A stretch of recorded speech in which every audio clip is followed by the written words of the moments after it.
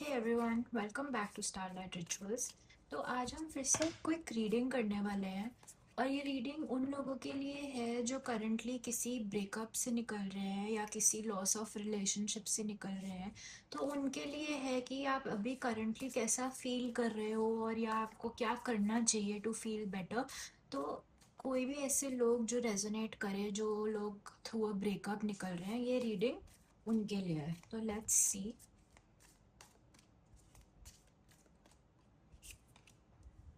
ठीक है, तो अभी आपको काफ़ी होपलेस लग रहा होगा इस सिचुएशन में। नेचुरली वेन एवर आप किसी भी एक रिश्ते से निकलते हो, या तो वो फ्रेंडशिप हो या कोई रिलेशनशिप ब्रेकअप हो, तो आप काफ़ी होपलेस फील करते हो। आपको ऐसे लगता है कि अब तो कुछ अच्छा होने ही नहीं वाला है मेरे साथ। और आप काफ़ी ज़्यादा सैड फील करते हो and you feel like honestly like there is nothing beyond this now. आपको ऐसा लगता है कि अब आगे आपके लिए कुछ भी नहीं है, ये लॉस है जो कि एक टोटल लॉस है और आप बस उसी लॉस और उस ग्रीफ पे अटक जाते हो। तो आपकी करंट सिचुएशन अभी ऐसी नज़र आ रही है। और अभी ऐसा भी है कि आप अपने इमोशंस को लेके बहुत रिजिड हो रखे हो, क्योंकि आप ऑब्वियसली ग्रीफ में हो।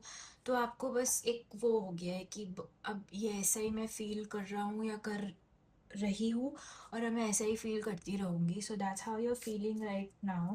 And let's also see one more thing.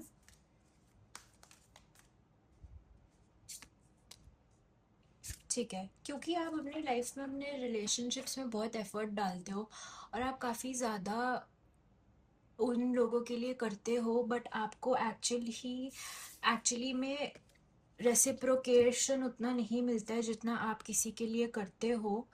और एक minute, random cards pickup.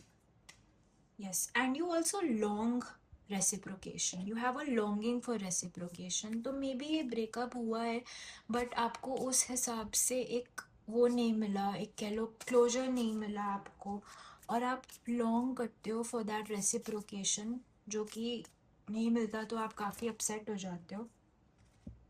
Also here's this thing कि ये जो भी पर्सन थे जिनके साथ आपका ब्रेकअप हुआ है या आपका फ्रेंडशिप ब्रेकअप भी हुआ है, इनको आप काफ़ी हाईली देखते थे एंड आपकी लाइफ में ये काफ़ी एक इमोशनल रेगुलेशन लाते थे ये इंसान। तो अभी जो आप होपलेसनेस फील कर रहे हो, वो आप इसलिए भी फील कर रहे हो क्योंकि आपको एकदम से एक वॉइड फील हो रहा है कि अब क्या। जैसे आपको कभी कभी हमें होता है ना कि इमोशनल स्टेबिलिटी किसी एक इंसान की वजह से मिलती है, हम इमोशनली स्टेबल फील करते हैं उस इंसान के साथ। तो शायद आपका ये पर्सन हट गया है आपकी लाइफ से, तो अभी एकदम से ऐसे समझ ही नहीं आ रहा है कि करना क्या है। ठीक है, लेट्स सी।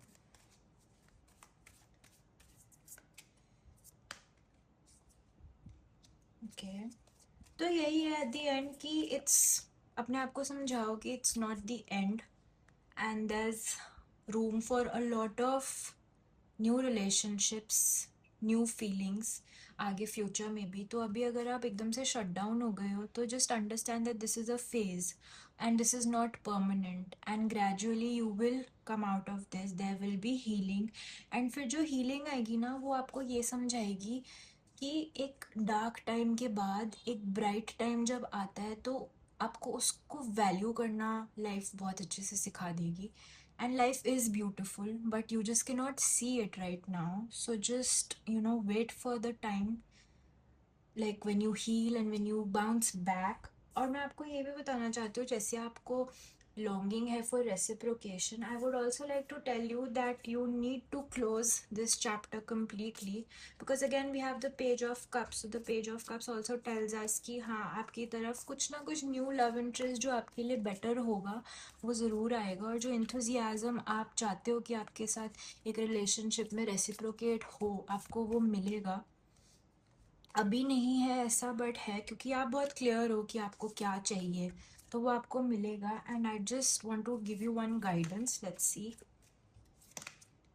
यस, गाइडेंस ये है आपके लिए कि आप अपने आप को समझा सकते हो। You have the power to tell yourself कि I can make myself feel better, and you have it.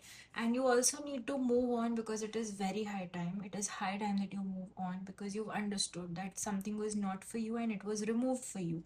now you feel the grief right now और आप काफ़ी ज़्यादा upset हो, but then it's just a part of life. There is a nice bright future ahead, and you just need to understand that you need to move on. You do not need to keep longing for what was no longer serving a purpose in your life, so which is why it was removed. So just understand and keep moving on. Thank you.